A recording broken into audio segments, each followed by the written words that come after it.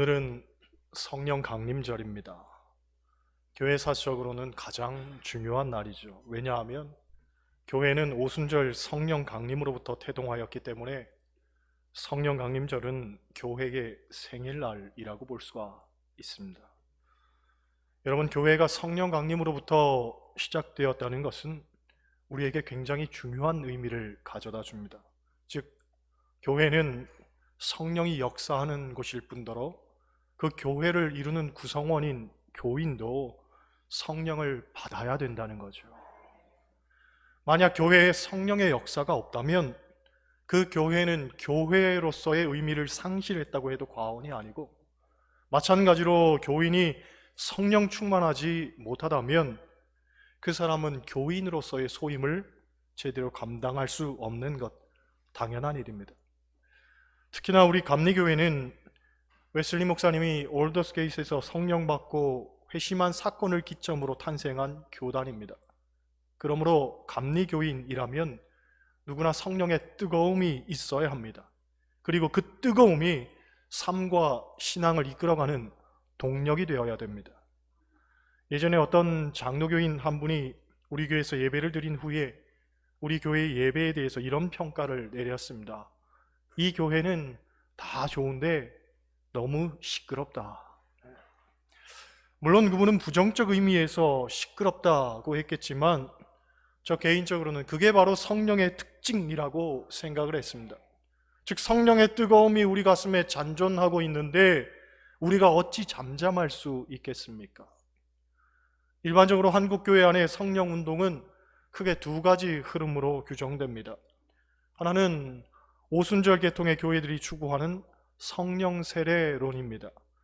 여기서 말하는 성령 세례는 지극히 초자연적이고 초월적 현상이 동반되는 체험입니다. 즉, 방언을 하거나 예언을 하거나 환상을 보거나 하는 것 등등, 그것을 사모하는 특징이 있죠.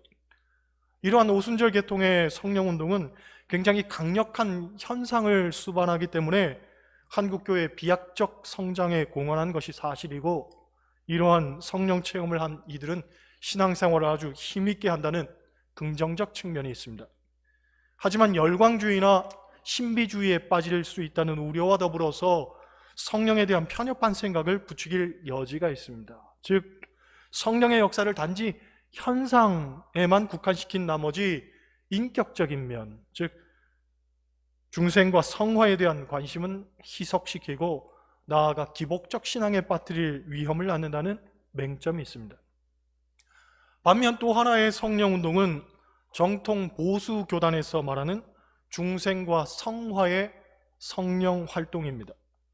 이들은 성령의 은사가 초대교회 시절에만 존재했던 한시적 은사라는 그런 신학적 이론을 내세워서 초자연적 성령운동을 철저히 봉쇄시킵니다.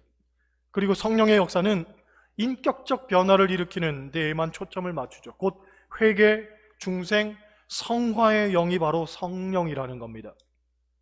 이 주장은 비교적 건전한 방법으로 교회를 양육하면서도 뜨거운 전도의 열정을 품게 한다는 데에 긍정적 면이 있습니다만은 오히려 성령의 초자연적 역사를 제한시키면서 신앙생활을 다분히 이지적이고 인본적인 차원으로 협소화시켰다는 문제점을 안고 있습니다. 개인적으로 이러한 두 가지 흐름 사이에서 적절한 균형을 이루는 것이 감리교라고 생각합니다. 왜냐하면 감리교는 성령의 뜨거움이라는 초월적 역사를 통해 시작되었지만 감리교의 핵심적 교리 가운데 하나가 성화입니다. 성화.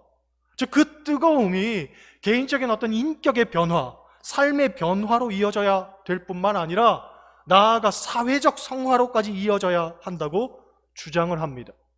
그렇기 때문에 오순절 계통의 약점인 열광주의나 신비주의, 기복적 신앙의 차원에서부터도 바로 설 수 있을 뿐 아니라 보수 장로교단의 약점인 성령의 역사를 제한시킨다는 면에서부터도 자유로울 수가 있는 거죠. 이것을 성경에 나오는 용어로 표현하면 성령의 은사와 성령의 열매라고 할 수 있습니다. 앞서 오순절 계통의 성령 흐름은 성령의 은사를 강조한 것이고, 정통 보수 교단의 성령 흐름은 성령의 열매를 강조한 겁니다. 반면 감리교가 주장하는 것은 성령의 은사와 성령의 열매의 적절한 균형감이죠. 우리는 받은 은사를 세상 속에서 열매로 나타내야 된다는 겁니다. 그런 면에서 생각해 보면 우리 그리스도인은 뜨거운 동시에 또한 냉철해야 됩니다. 먼저 하나님 앞에서는 뜨거워야 됩니다. 성령의 뜨거움을 갈구해야 됩니다. 예배가 뜨겁고 기도가 뜨겁고 이곳에서의 모든 활동은 뜨거워야 됩니다. 반면 세상에서의 삶은 냉철해야 됩니다. 성령의 역사가 먼저는 나의 말과 생각과 인격을 지배해야 되고, 우리는 세상에서 변화된 이로 살면서 하나님 나라를 이 땅 가운데 이루어야 됩니다. 할렐루야. 오늘 본문은 사도행전에 나오는 예수님의 마지막 말씀입니다. 배경은 이렇습니다. 부활의 예수님과 제자들이 함께 모였을 때에 제자들이 예수님께 묻습니다. 주께서 이스라엘 나라를 회복하심이 이때니까. 사실 제자들의 관심은 언제나 이스라엘의 독립이었습니다. 물론 이것이 압제당하는 나라의 해방에 대한 순수한 마음이기도 했지만, 한편으로는 예수님의 나라가 오면 자신들도 권력과 지위를 가질 수 있지 않을까 하는 욕망의 발현이었다고도 봅니다. 그런데 예수님께서 십자가에 달려 돌아가심으로 말미암아 그 기대는 완전히 물거품으로 그렇게 버려지고 맙니다. 그러다가 상황이 또 한 번 완전히 뒤집히죠. 죽은 줄로만 알았던 예수님이 다시 살아나시게 된 겁니다. 그렇게 되니 정치적 소망과 기대를 갖고 있던 이 제자들의 마음속에서 이러한 생각이 다시 되살아난 겁니다. 죽음조차 극복하신 예수님이 이제는 정말 자신들이 생각하는 정치적 왕국을 세울 거라는 그런 기대가 아주 최고조에 달하게 된 거죠. 때문에 제자들은 예수님께 다시 묻습니다. 주께서 이스라엘 나라를 회복하심이 이때니까. 안타깝게도 예수님은 이미 여러 차례에 걸쳐서 당신의 사역이 정치적인 것이 아니라고 말씀하셨습니다. 그런데도 제자들은 여전히 거기에만 미련을 두고 예수님께 또다시 묻고 있었던 겁니다. 여기서 우리가 1차적으로 깨닫게 되는 것은 의사소통의 문제가 이렇게 어렵다는 거예요. 수도 없이 예수님께서 말씀을 하셨는데도 제자들은 자기 멋대로 해석하고 판단했던 겁니다. 곧 듣고 싶은 것만 듣고 원치 않는 것은 그저 흘려보내고, 아니라고 하는데도, 거듭 아니라고 하는데도 여전히 나는 내 주장 가운데 매몰되어 사는 겁니다. 여러분, 생각보다 많은 사람들이 그런 오류를 범하고 살죠. 내가 원하는 것만 듣고 또 내 생각대로만 해석하려고 합니다. 하지만 인생이란 너무나 복잡하고 다차원적입니다. 그래서 때로는 내가 규정한 정답이 타인에게는 충분히 오답일 수 있습니다. 그러니 내 주장, 내 생각대로만 관철시키겠다는 것은 얼마나 편협하고 어리석은 생각인지 모릅니다. 게다가 하나님 편에서의 생각은 우리가 감히 규정할 수도 없고 규정해서도 안 되는 거죠. 잠언서를 보면 이런 말씀이 있습니다.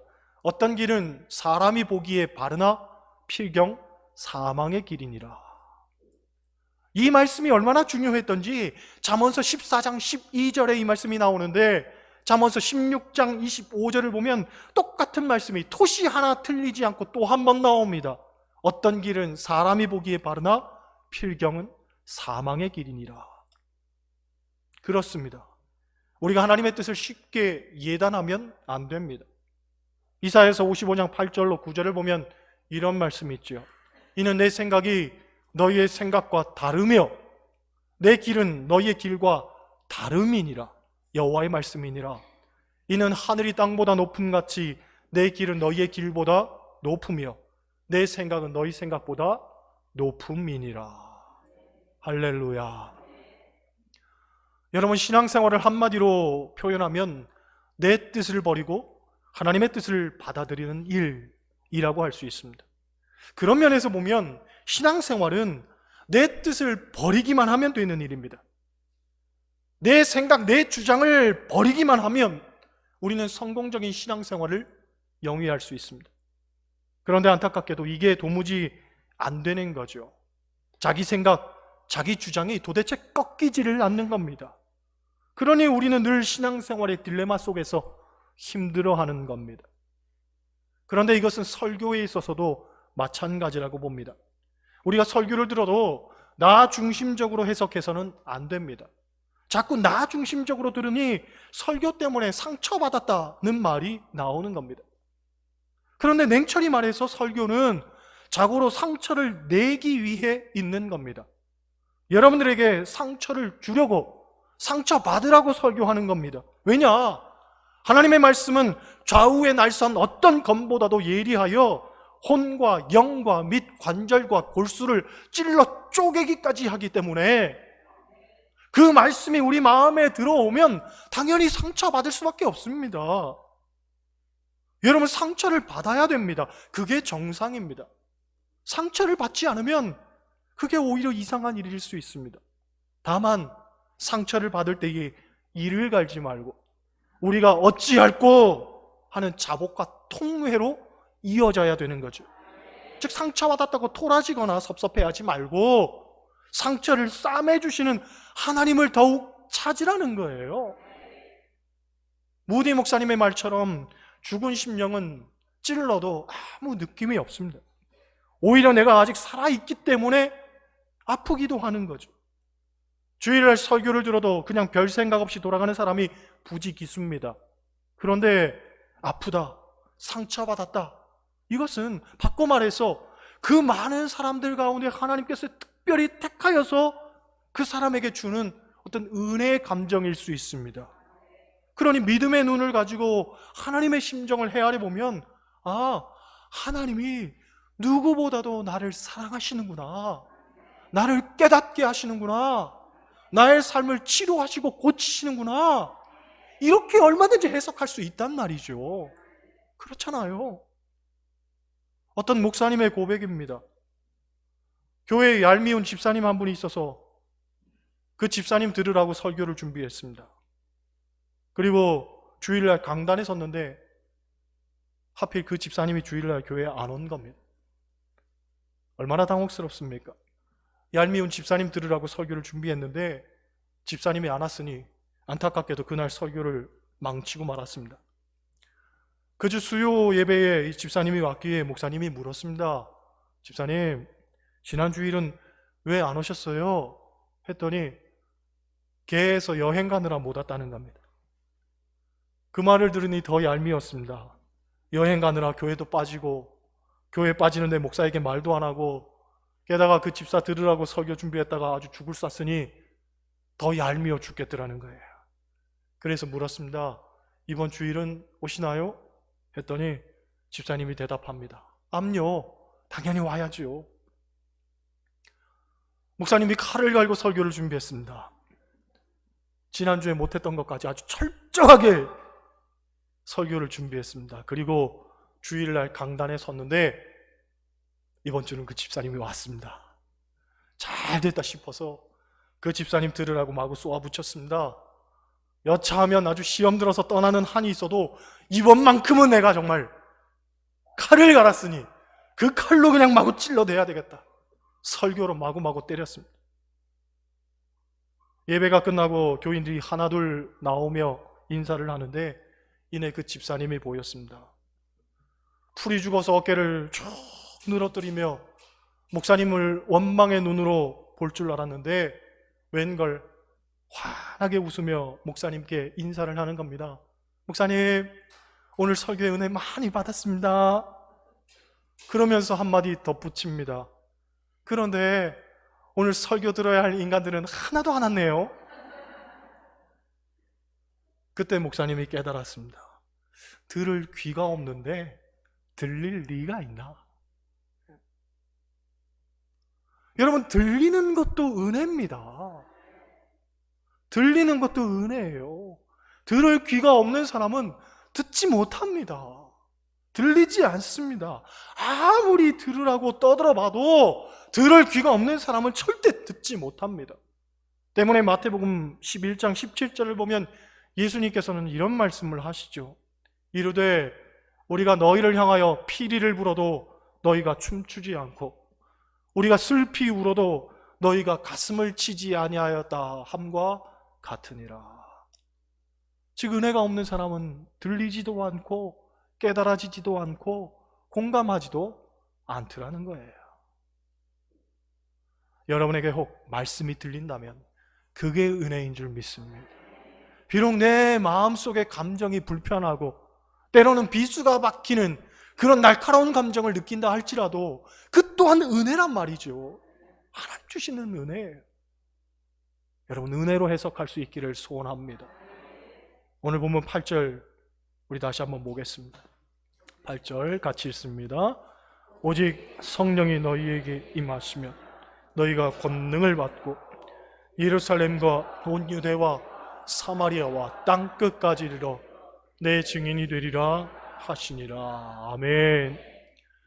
예수님의 관심은 성령이 임하는 것에 있었습니다. 성령이 임하시면 권능이 나타난다는 겁니다. 그런데 이건 인간적인 능력이나 물리적 능력이 아니죠. 하나님의 능력이고 영적인 능력을 말합니다. 사실 제자들의 꿈은 정치적 나라가 이루어지는 것에 있었습니다. 하지만 예수님의 꿈은 영적 나라를 세우는 것이었습니다. 예수님은 복음이 땅끝까지 전파되어 이 땅 가운데 하나님 나라가 이루어지는 것이 최종적 꿈이었습니다. 바로 그 꿈을 이루기 위해서 제자들을 부르셨고 제자들에게 사명을 위탁하셨습니다. 다만 그 사명을 완수하기 위해서는 능력이 필요한데 그게 바로 성령이라는 거죠. 성령. 그런데 우리가 일반적으로 성령의 권능, 성령의 능력 하면 초월적인 것, 신비적인 것으로 먼저 생각을 하지만 어떤 책을 보니 성령의 능력을 성령의 열매와 유비시켜서 해석을 합니다. 이를테면 이런 것이죠. 우리가 알고 있듯 성령의 열매는 9가지입니다. 사랑과 희락과 화평과 오래 참음과 자비와 양선과 충성과 온유와 절제입니다. 여기서 사랑과 희락과 화평은 하나님과의 관계에서 맺어야 할 열매고 오래 참음과 자비와 양선은 이웃과의 관계에서 맺어야 할 열매고 충성과 온유와 절제는 자신과의 관계에서 맺어야 할 열매라고 하죠. 그런데 성령의 권능이 이런 성령의 열매의 양태로 우리에게 주어진다고 했을 때 우리가 어떻게 살아야 되는지를 한번 생각해 보자는 거지요. 예를 들어서 하나님께서 어떤 사람에게 성령의 권능을 주셨는데 사랑의 권능을 주셨습니다. 사랑의 열매의 양태로 권능을 주신 거죠. 그래서 이 사람은 남들보다 더 사랑하는 달란트를 가졌습니다. 세상 살다 보면 우리는 도무지 사랑할 수 없는 상황과 사람들을 마주할 때가 있습니다. 하지만 사랑의 권능을 가진 사람은 그때에도 사랑해야 됩니다. 여러분, 이러한 삶이 쉽겠습니까? 어렵겠습니까? 또 하나님께서 어떤 사람에게는 오래 참음의 권능을 주셨습니다. 가만히 있으면 가마떼기로 알고 보자 하면 보자기로 하는 세상을 사는데 오래 참고 또 참는 성령의 능력을 하나님이 그 사람에게 주셨습니다. 이 사람은 늘 참고 삽니다. 오래 참고 삽니다. 또 참고 삽니다. 그 삶이 쉽겠습니까? 어렵겠습니까? 쉽겠어요? 어렵겠어요? 또 하나님께서 어떤 사람에게는 성령의 능력 가운데 절제의 권능을 주셨습니다. 절제의 권능. 그래서 남들 다 하고 사는 것도 늘 끊어내며 삽니다. 심지어 자식들 키울 때도 절제로 다스립니다. 그러한 인생 쉽겠습니까? 어렵겠습니까? 비견한 예지만 우리가 성령의 능력을 마냥 초자연적 현상과 같은 그런 것으로 생각하기 쉽지만 성령의 능력은 그런 저열한 것이 아니라는 거죠. 물론 성령의 능력이 기적과 이적, 표적과 같은 신비한 것으로 나타날 수도 있지만 때로는 모진 고통 속에서 이를 악물어야만 하는 인격적 능력으로 우리에게 주어질 때도 있다는 거예요. 귀신은 그랬습니다. 제자들은 복음 전하러 나가서 수많은 기사와 표적을 일으키기도 했지만 더불어서 모진 박해와 고통을 감내해야만 했습니다. 그것 감내하라고 하나님께서 우리에게 성령의 권능을 주신단 말이죠. 이 권능이 쉽겠습니까? 어렵겠습니까? 요컨대 성령의 권능을 받는 일은 마냥 환상적인 일만은 아니라는 거죠. 판타스틱한 일만은 아니라는 거예요.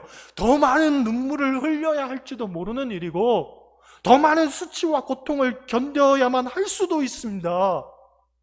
하지만 그게 바로 증인된 삶이고 그 증인들을 통해서 예루살렘과 온 유대와 사마리아와 땅끝이 변화되어 가고 종국에는 하나님 나라가 이 땅 가운데 세워지게 된단 말이죠. 여러분, 삶 속에서 우리는 그리스도인으로서 변화된 삶을 살아야만 합니다. 그 변화의 시작이 성령의 권능이고 그 능력을 통해서 우리는 말할 수 없는 아픔과 고통조차도 감내하며 살아야 되는 거죠. 이건 그리스도인으로 당연한 삶의 자세입니다. 그저 성령의 권능을 받았다고 내가 남들보다 특별해지고 우월해지고 뭔가 신비스러운 사람이 된다? 천만의 말씀. 그것 아닙니다. 성령의 권능은 우리의 인격의 변화로, 그 인격의 변화는 정말 이를 악무는 그런 고통을 수반하는 일로 나타날 수 있다는 거죠.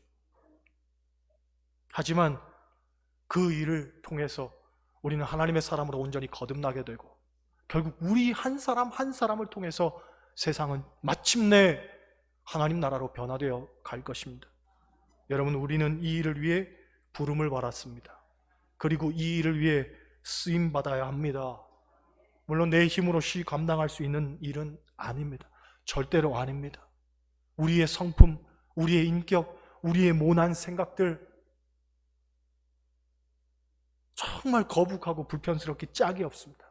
하지만 하나님께서는 그 인격을 다듬어 가시고 그 모난 생각을 다듬어 가시고 그 부끄러운 인생을 다시금 하나님의 사람으로 새롭게 거듭나게 만드셔서 하나님의 방법으로 쓰시는 거죠. 이게 성령의 역사인 겁니다. 모쪼록 여러분, 성령께서 함께 하셔서 성령 충만하시고 그리고 하나님 기뻐하는 증인의 삶을 온전히 사셔서 세상을 변화시키는 일꾼들 다 되시기를 주님의 이름으로 간절히 축원합니다.